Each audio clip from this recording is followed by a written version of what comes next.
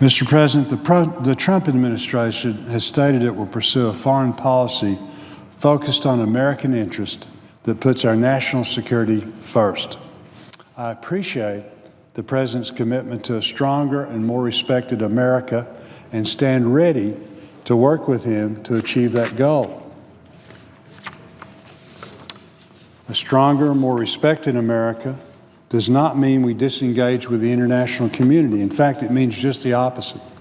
While there are many important issues we must address here at home, we cannot lose sight of the places around the globe that are in need of American engagement. As we've seen with Syria and North Korea, it makes a difference when the U.S. acts. But not every international crisis gets front-page headlines like Syria and North Korea do. One such crisis, with little attention, but in desperate need of U.S. leadership, is South Sudan. Hunger emergencies are on the rise across Africa, but the situation in South Sudan is so grim that it has led the UN to use the word famine for the first time since 2011. Famine is not a word that the UN or the international community throws around lightly.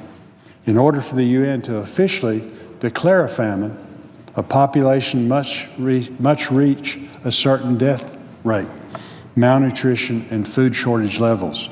In blunt terms, a formal famine declaration means that many people have already started dying of hunger. The famine in South Sudan is almost entirely man-made.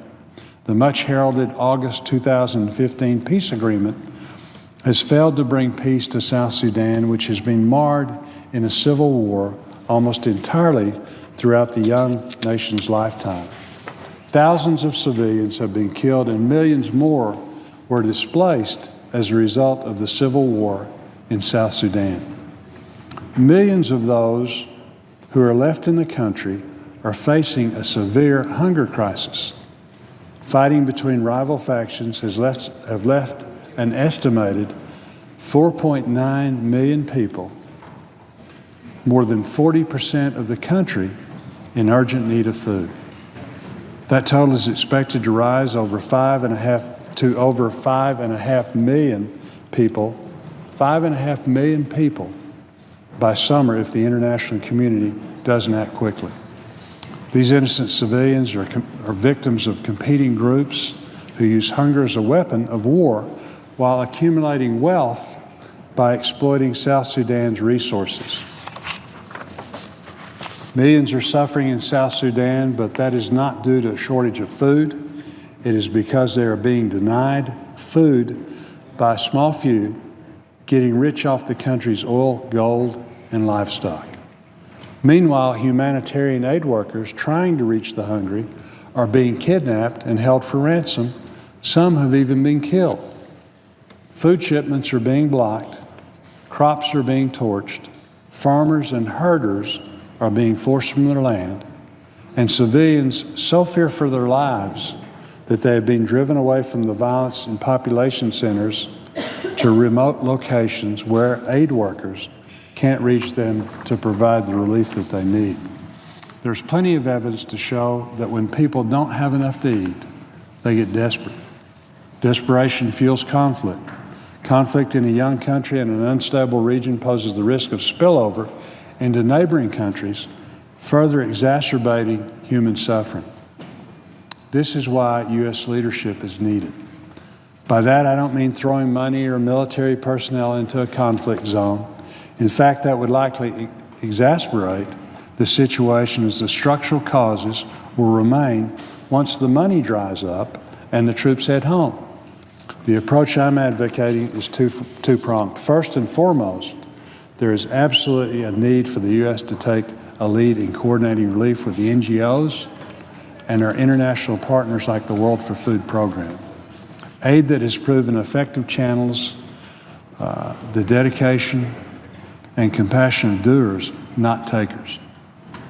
Along with helping those who desperately need humanitarian aid, the international community must also take action to end the unchecked corruption that fuels the conflict in South Sudan.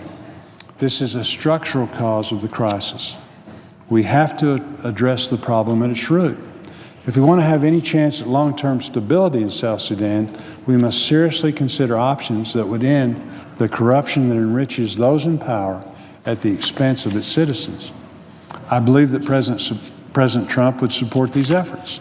The President understands how dire the situation in South Sudan is.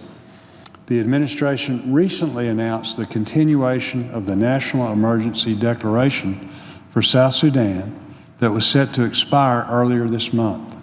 Earlier this week, Ambassador Haley rightfully called out the warring parties in South Sudan and urged the UN Security Council to move forward with further sanctions and an arms embargo.